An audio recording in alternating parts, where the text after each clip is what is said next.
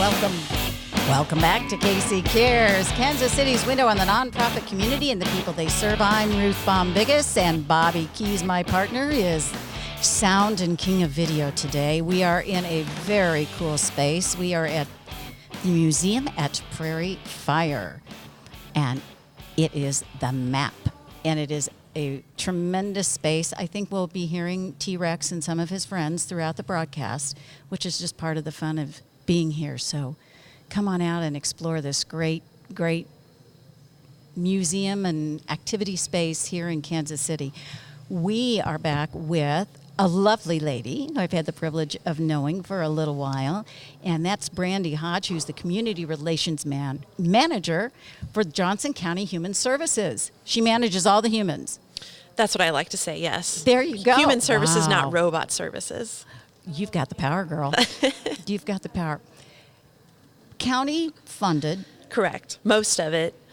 Oh, with that, educate us. All right. Well, with human services, our budget actually is a lot based on grants, because human services, a lot of people don't know what human services does. Tell us what that is. So we are actually 3 divisions that could almost be standalone departments. So we are the Area Agency on Aging for Johnson County.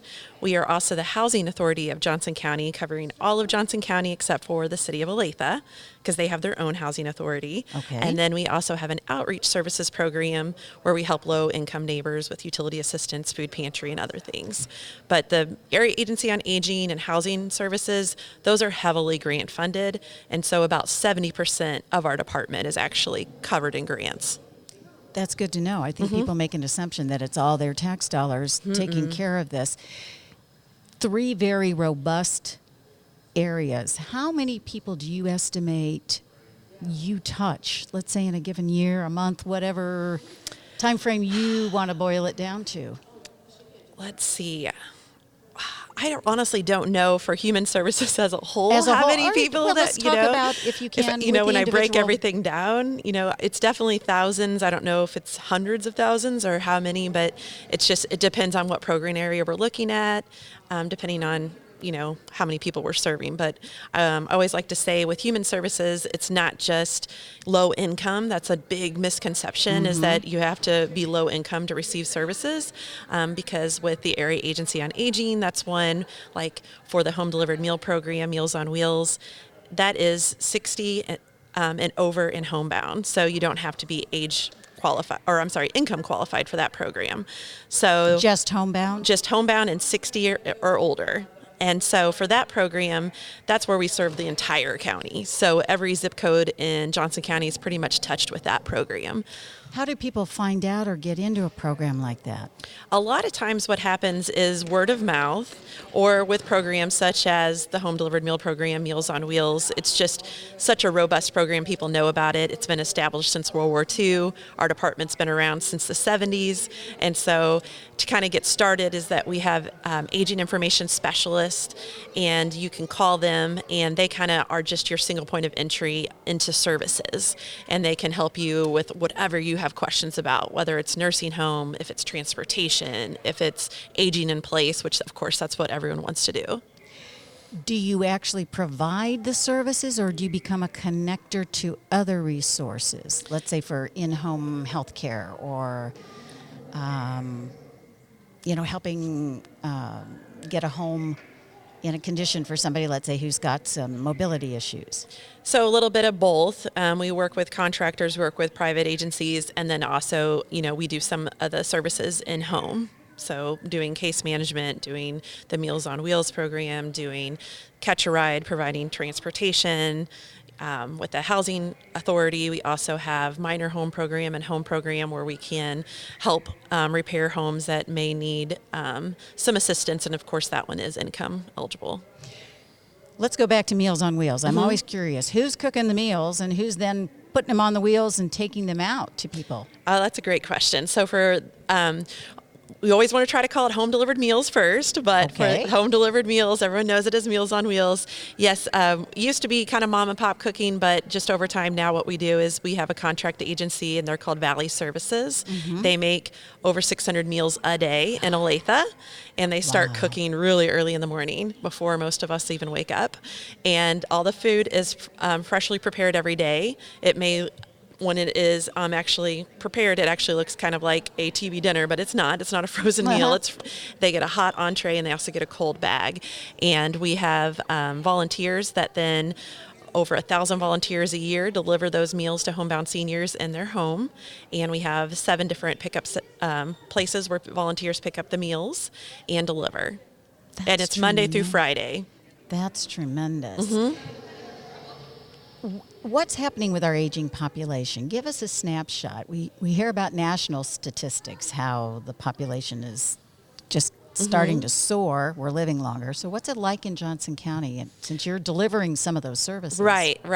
I think another great guest for you would definitely be Dan Goodman, who's the director of the Area Agency on Aging, because he can give you definitely the statistics and all that. All the numbers. Yes, I'm definitely just more of the bigger overview, but what I would say is definitely Johnson County is the best place to age because of the services that we provide.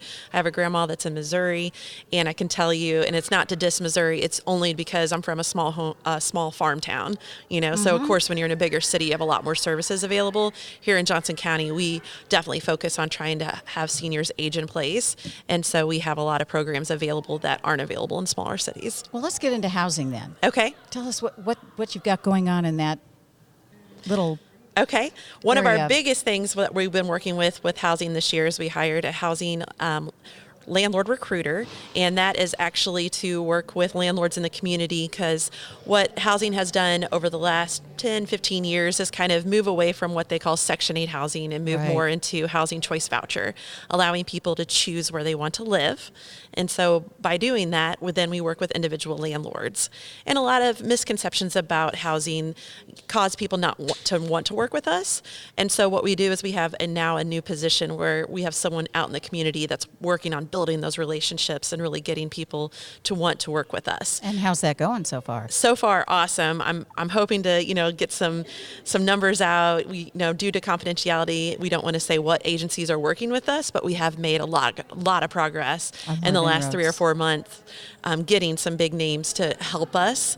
And so what that does is that not only opens the opportunity for those who have housing choice vouchers to choose where they want to live, it gives them a variety. And we're working on trying to get more locations available, different cities available, just so that people, again, are being able to live where they want to live. We're seeing all these apartments going up in the county, and I often wonder who's living there, and some of them are not inexpensive, to say the least. So it's got to be kind of a challenge, I would think. Definitely, yes. So, and on that program, then we have David Ward, who is the housing director for that as well. And so he definitely could speak to what's going on with the housing development and what we're doing, what initiatives we're going in that area. What other programs are within that whole housing area? Are there like weatherization? We no longer do weatherization. Okay. We actually work with ECAN, which is out of Ottawa. And so if someone needs weatherization, we would just refer them out to another agency. But we do have a minor home program and a home program, which help people who own their homes who are low income, that will help them with home repairs. A lot of it is lead abatement. It's getting, tremendous problem, I would think. Right. Different city site violations, helping with those. And so we have a great team that goes out and they do inspections. Again, we work with private contractors who do the work, and it just helps people get their house up to code to where they can, again, age in place and live there as long as possible. And not pay penalties. Correct. Absolutely. We forget that those are part of the whole mix. Let's talk about your third area. Our third area is what I know the most about because I'm on the outreach team. And so outreach services is basically where we partner with a lot of different nonprofits to just bring services to community level, helping low-income neighbors in need with a variety of services. Our bread and butter is the utility assistance program. We have a $500,000 budget for that, and it's really helping those with past due utilities to help them with those past due bills. So how does somebody get into the system? We have one number for that as well. For that number, it's 913-715-6653. And what they do is they call that number, they get screened, and then based on their zip code would be which center they go to. We have 4 different locations where they can go. When they are meeting with one of our staff, basically the staff can kind of assess to see if there's additional needs. Do they need food pantry? Are there other areas where we could free up money that they could use towards other things? Because a lot of people need assistance in more areas that we can't help with. So if we free up areas like food, then they can spend that money on additional bills that they may have. We also are a vendor for the Kansas City Medicine Cabinet. So one of our great partnerships is working with, we work with the Department of Corrections currently, and so we go out to the Adult Residential Center in Gardner, and when people are in their custody, they can actually get eyeglasses. And there's a lot of people who are currently in custody who need those, and then that also helps with your self-esteem. That helps you when you get your jobs. That may help with behavioral issues, headaches, medical, different things like that. So that's one service that we're helping, kind of cross-departmental partnership that we started this year. And so working with medicine, the Kansas City Medicine Cabinet. Do they provide the medication? Do they come in and do screening? How does that work? So basically people would come in, we provide a voucher for services, and there's there's different locations that they can go to get eyeglasses, to get their prescription drugs, for durable medical equipment like hearing aids. We can help with those things. We're not, a lot of people think if, I'm going to come in and get an eye exam in your office, we're not the doctor. So we would just, basically we do the screening process. We're determining the eligibility. We're making sure that people provide their income qualifications and all their information that we need for proof of residency and things like that. Right. And then we provide the voucher. What else falls under outreach? It's a pretty robust thing on your website. I know. I Yes. kept going, oh, wow, you do this and you do this and you do this. Another thing that we have started working with is we work with the school districts. That's a big partnership. We work with Project Home, which is through the Shawnee Mission School District, and we work with Impact Olathe, and that's through Olathe School District, and that is helping the McKinney-Vento families who are at or near homeless, and it's helping them. We basically, not we, but we're a partner of their agencies. We all kind of create a one-stop shop where they may have 10 to 20 different nonprofits in a room, and they get all these families together and people partner. So we may be able to help someone with a couple $100s, but if we partner with local churches and we partner with Salvation Army or Catholic Charities, we can build together more money to help these families either prevent homelessness or even help them, reconnect utilities and things like that. How big of an issue is homelessness in Johnson County? It's definitely a huge issue. I know that it's definitely, a hot topic here in Johnson County, and one of the areas that we work with is the prevention side. So we are really trying to help people because once, someone is evicted and they're homeless, then it's a lot, the steps to get them housed is a lot more advanced, and it's just more than what the resources that we have that we can handle at this point. You're trying to be the preventative before it gets to that point. The impression I get, and I know this is not your deep dive area, is Bobby has been in California before, and he's just commented every time when he comes back how much homelessness and how visible it is.